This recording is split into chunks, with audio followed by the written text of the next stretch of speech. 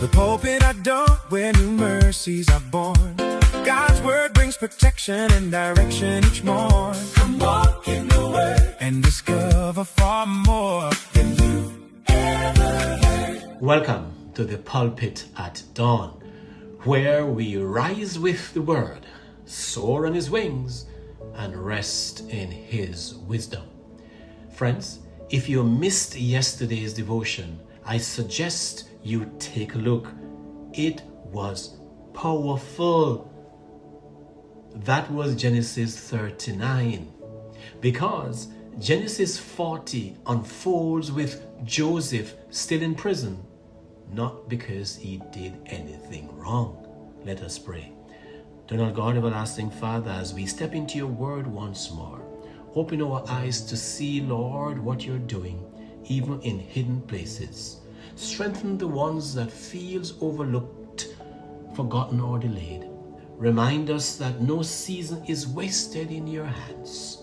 Speak clearly, Lord, because we are listening. In Jesus' name we pray. Amen.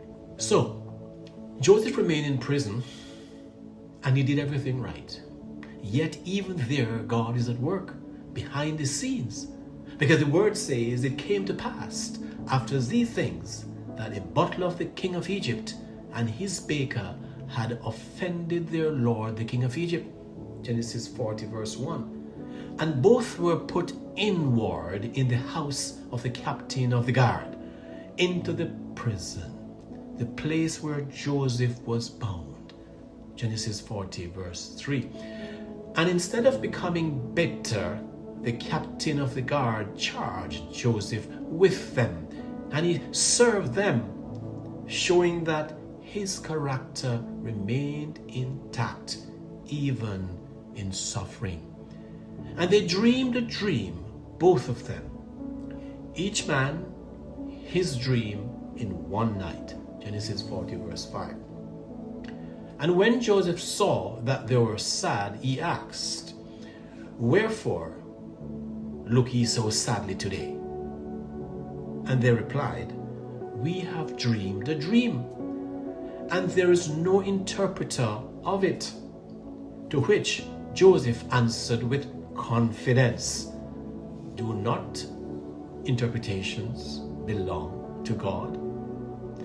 Tell me then, I pray you," Genesis 40 verse 8, revealing that even in prison, he was still connected to God.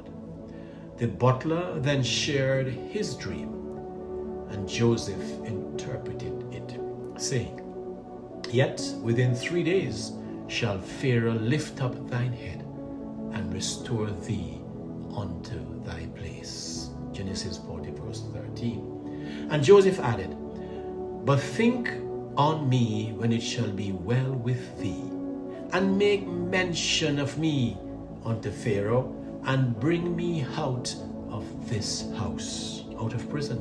Genesis 40 verse 14. Expressing his desire to be remembered. Then the baker, seeing that the interpretation was good, shared his dream also. But Joseph said, "Yet within 3 days shall Pharaoh lift up thy head from off thee, and shall hang thee on a tree." Genesis 40:19. This shows that not every outcome is the same, even in the same place. And it came to pass the 3rd day, which was Pharaoh's birthday, that he made a feast. Genesis 40 verse 20.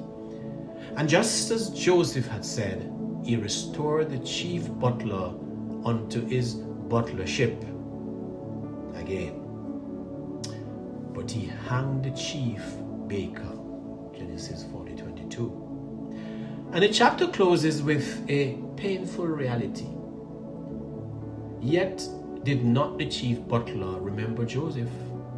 He actually forgot Joseph, leaving Joseph in prison. Yet Joseph was not forgotten by God, for even in being forgotten by man, he was being prepared by God for what was to come next. My friends, it gets even more intriguing. But until then, This has been the Pulpit at Dawn. See you next time.